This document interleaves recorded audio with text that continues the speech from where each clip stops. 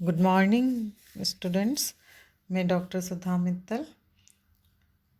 अपन ने पिछले वीडियो में अध्ययन किया कि किसी भी बीमा एजेंट के अंतर्गत कुछ आचार संहिताओं का उपयोग किया जाता है, कोड ऑफ कंडक्ट ऐसे प्रलेख में, जिसमें आचरण के नियमों, मूल्यों या प्रतिमानों का उल्लेख होता है। उसी के आचार संहिता के अंतर्गत कुछ प्रतिबंधात्मक और निषेधात्मक क्रियाएं भी इसमें सम्मिलित होती हैं और बीमा एजेंटों को ऐसी क्रियाओं से सदैव दूर रहना चाहिए। इन सभी क्रियाओं को अनुचित व्यवहार के नाम से जानते हैं। तो आज अपन अध्ययन करेंगे कि ये ऐसे अनफेयर प्रैक्टिसेस, अनुचित व्यवहार क्या हैं और इसके अंतर्गत आचार संहिता में कुछ इस प्रकार के जो निषेधात्मक और प्रतिबंधात्मक क्रियाएं हैं, उनसे हमेशा बीमा एजेंटों को दूर रहना चाहिए। तो अनुचित व्यवहार ऐसा व्यवहार है जो किसी भी बीमा एजेंट एवं बीमाकर्ता से अपेक्षित नहीं होता है और ऐसा व्यवहार नैतिक मूल्यों, कार्य प्रतिमानों तथा नियमों यानी moral values, work norms and rules के विरुद्ध होता है।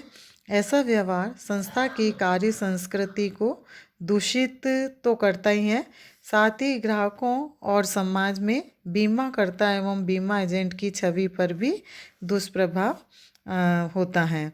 तो आचार संहिता में कुछ निषेधात्मक एवं प्रतिबंधात्मक क्रियाओं का वर्णन किया गया है। ये सभी क्रियाएं अनुचित व्यवहार की क्रियाएं ही हैं। अनुचित व्यवहार में हम निम्नांकित क्रियाओं को सम्मिलित कर सकते हैं और उन पर प्रतिबंध एवं निषेध लगाया जाता है।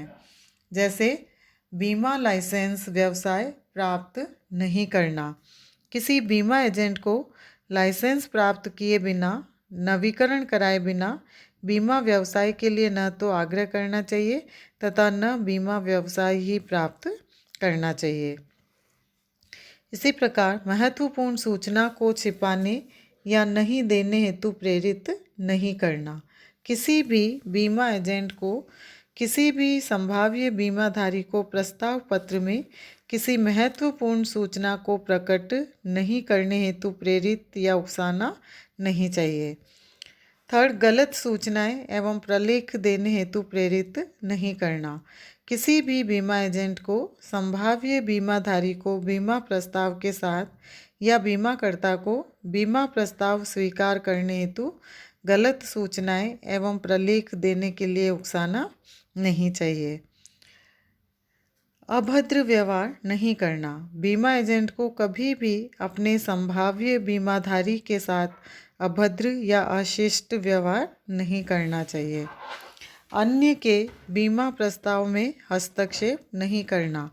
किसी भी बीमा एजेंट को किसी अन्य बीमा एजेंट या विनिर्दिष्ट व्यक्ति या मध्यस्थ द्वारा प्राप्त बीमा प्रस्ताव में हस्तक्षेप नहीं करना चाहिए। उसे दूसरे एजेंट के बीमा व्यवसाय को हड़पने का प्रयास भी नहीं करना चाहिए। कई बार होता है कि एजेंट दूसरे एजेंट के व्यवसाय को भी लेना का प्रयास करते हैं और इस तरह से वे गलत कार्य करते हैं और अपने जो अपना कमीशन है वो उसे बढ़ाने का प्रयास करते हैं। तो इस प्रकार का कार्य नहीं किया जाना चाहिए। इसी प्रकार अन्य दरों, शर्तों आदि का प्रस्ताव नहीं करना। बीमा एजेंट को बीमाकर्ता द्वारा प्रस्तावित दरों, शर्तों, लाभ आदि से भिन्न दरों, शर्तों आदि का प्रस्ताव नहीं करना चाहिए। बीमा व्यवसाय प्राप्त करने हेतु रिबेट न देना।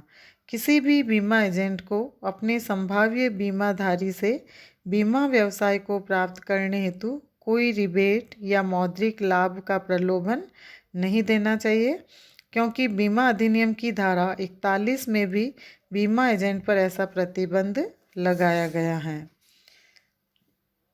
किसी भी हितधारी से हिस्सा नहीं मांगना।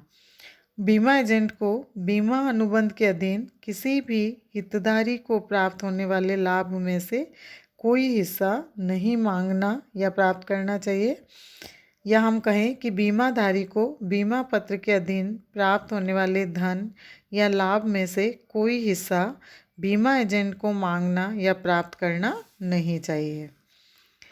विद्यमान बीमा पत्र को समाप्त करने के लिए दबाव नहीं डालना एवं नए बीमा पत्र के प्रस्ताव प्राप्त नहीं करना। बीमा एजेंट को किसी भी बीमाधारी को विद्यमान बीमा पत्र को समाप्त करने के लिए दबाव नहीं डालना चाहिए। इतना ही नहीं, उसे कभी भी बीमा पत्र के समाप्त होने के 3 वर्षों के भीतर नए बीमा पत्र के प्रस्ताव को प्राप्त नहीं करना चाहिए। इसी तरह से अपने व्यवसाय की आधी प्रीमियम से अधिक का व्यवसाय किसी एक ही व्यक्ति से प्राप्त नहीं करना। किसी भी निगमीय बीमा एजेंट को किसी भी एक ही व्यक्ति या संस्था या संस्थाओं के समूह से इतना बीमा व्यवसाय प्राप्त नहीं करना चाहिए जिससे उसकी उस वर्ष में प्राप्त प्रीमियम का आधे से अधिक भाग उस एक ही व्यक्ति या संस्था से ही प्राप्त हो जाए। तो इस प्रकार से एक व्यक्ति से उसे इतना व्यवसाय या इतना अधिक राशि प्राप्त नहीं की जानी चाहिए। लाइसेंस निरस्त होने के बाद 5 वर्षों पूर्व आवेदन नहीं करना। कभी कभी किसी बीमा एजेंट का लाइसेंस निरस्त कर दिया जाता है। ऐसे एजेंट को नए लाइसेंस के लिए तब तक आवेदन नहीं करना चाहिए जब तक कि उस लाइसेंस के निरस्तीकरण की तिथि को 5 वर्ष नहीं हो गए हो। फिर बीमा कंपनी का संचालक नहीं बनना। कोई भी बीमा एजेंट अपनी बीमाकर्ता कंपनी का संचालक नहीं बन सकता है और ना ही संचालक बना रह सकता है। किसी अन्य बीमा कंपनी के निगमीय एजेंट में एक समान भूमिका नहीं रखना। किसी भी कंपनी का संचालक या किसी फर्म का साझेदार या किसी संस्था का मुख्य प्रशासक या निगमीय बीमा प्रशासक किसी अन्य बीमा कंपनी के निगमीय बीमा एजेंट में ऐसी ही भूमिका में नहीं रहेगा। मिथ्या वर्णन या कपट नहीं करना। बीमा एजेंट को बीमा व्यवसाय प्राप्त करने के उद्देश्य से अपने उत्पादों, उनसे प्राप्त होने वाले लाभों, बीमा पत्र की शर्तों आदि के संबंध में जानबूझकर या अनजाने में भी मिथ्या वर्णन या कपट नहीं करना चाहिए। उसे अपने बीमा उत्पादों, उनकी शर्तों के संबंध में भ्रामक सूचनाएं भी नहीं देनी चाहिए। इससे भी कपट होने की संभावना बनी रहती है। तो इस प्रकार से बीमा एजेंटों के द्वारा इस प्रकार ऐसा अनुचित व्यवहार या इस प्रकार के अनफेयर प्रैक्टिसेस को कभी भी उपयोग में नहीं लाना चाहिए और इस तरह के जो निषेधात्मक और प्रतिबंधात्मक कार्य या क्रियाएं हैं उन्हें उनके द्वारा नहीं किए जाने चाहिए।